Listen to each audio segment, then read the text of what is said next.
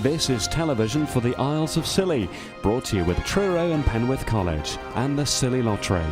From Radio Scilly, this is scillytv.com.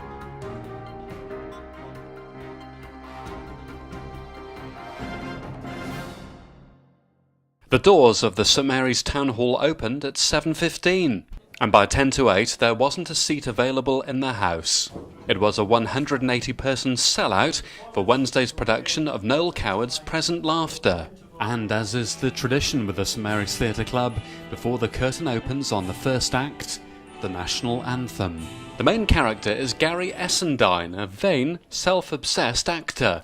The show was cancelled a few weeks ago when Neil Middleton, who plays that part, was in agony with a trapped nerve. Because he's on stage for over 90% of the performance, they couldn't get an understudy, but Neil says he's a lot better now. It's better than what it was. I mean, a couple of weeks ago I could hardly put one foot in front of the other, but no, I feel a lot better now, thanks very much for asking. For Neil's part, there were a lot of lines to learn. Yeah, I have, but with help with some of the cast members and with Maggie and anybody else who would be willing enough to stop and listen for a couple of hours, I've just got through it really. But it's been really good, but only with the support of other people.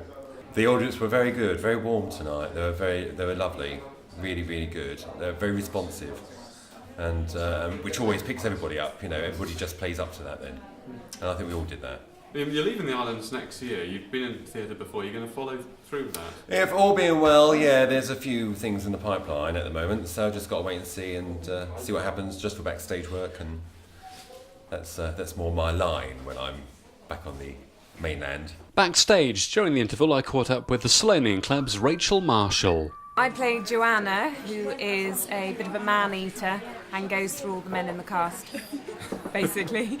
An enjoyable role? Not typecast, no. Yeah, she's great fun. This is your second year with the theatre club, isn't it? Yeah, well, I was in the Panto last year. This is my first big play. What do you enjoy about it the most then? It's a big social thing. It's nice to meet people and do stuff together. And it's such a fantastic team. There's so many people behind it and lots of dedication and time spent on it. It's lovely to be part of it. A big draw on your time though, particularly with your work life as well. Must be quite difficult fitting it all in. Definitely, especially in rehearsals before we start. That's sort of up to 3 nights a week, or nearly every night I think, a couple of weeks before we actually had our first show. So it is a big time commitment. She's a familiar voice to Radio Scilly listeners as host of the Lifelong Learning Show and one of our Wildlife Trust team. Jacqueline Pearson plays Daphne Stillington. I play Daphne. She's a 24-year-old debutante and she's quite posh.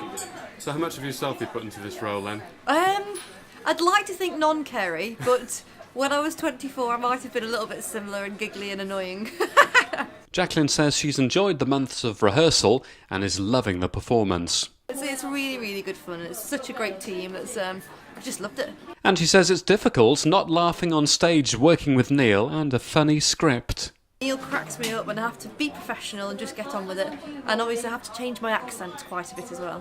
Tom Scott has a comic role to play, that of Roland, a character that's ever so slightly mad. I play Roland Maul, who's an eccentric, dotty young man who he doesn't really know where he is, what he wants to do, where he's going. He's just I don't think we really understand what he's about. He's sort of just a crazy guy. He's just bonkers, isn't he? He is absolutely bonkers, and his bonkersness, so it goes on. I mean, he gets more bonkers as the play goes on. He's actually been quite placid now. So yeah, you'll see more of him. Does it help playing the bonkers person? I'd like to think it's not like me at all, but I've been said that when I'm at work every now and again they say, you're doing Roland now. But it's a really interesting character to play, and one that was different to the one I did 2 years ago, and then there were none. Really good fun. Really enjoying it. Maureen Carter plays Lady Saltburn, and she enjoys the production not only for the stage performance but also the social side. Lady Saltburn, so I'm afraid if you blink your eyes too many times you might miss me because I've got the smallest part, just only on for about 5 minutes. What kind of character are you?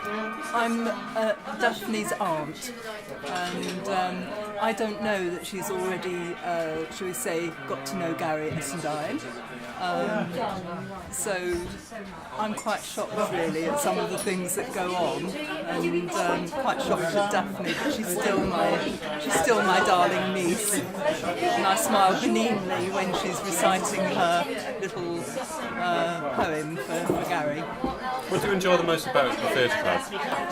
I think it's doing something different to what I have been doing in the past, and getting to know different people a little bit more. I mean, most of the people at least knew by sight, but some of them I didn't know at all. So it's really been lovely getting to know other people, and younger people as well. Owen Groombridge, the chairman of the theatre club, plays Fred the valet, but he has another string to his bow. Owen built the set. Last year it won an award, and this year's set is quite impressive. Fred the valet.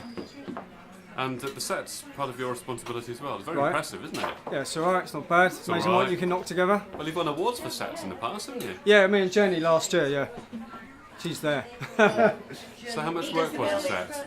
A lot. Yeah, this year particularly. It was a lot more than last year, even though we sort of broke the back of it by building the stairs last year and stuff like that. But yeah, it was a lot. I was really glad to get it done. I was really glad that when the performances started, because then I didn't have to sweat over the damn set anymore. It's a success not just because of the skills of the actors and director Maggie Perkovich, but also the backstage team. In the front of the town hall reception during the interval, Maureen Burrow was making up Jane Panda before her stage performance in the second half. Well, you might have guessed, yes, that I'm trying to do the hair and I do the makeup. But since I've been away on holiday, they've all got so good at doing their own makeup, I'm a bit redundant now. So how much work is involved then before a performance? When do you start on each actor? They all take a different amount of time, especially the girls with their long hair that's freshly washed and keeps falling out or down again. But I usually come here, half an hour before we start. But they're so good now, having been away, that they could really manage on their own. Somebody who you won't see on stage but is vital to the success of the production is Barry Nuttall. Well, we try and coordinate all the sound and lighting systems and get all the curtains working at the right time, we hope, and generally keep things running smoothly.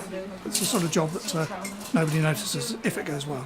And Shirley Smith has another vital behind-the-scenes role. I'm a prompt.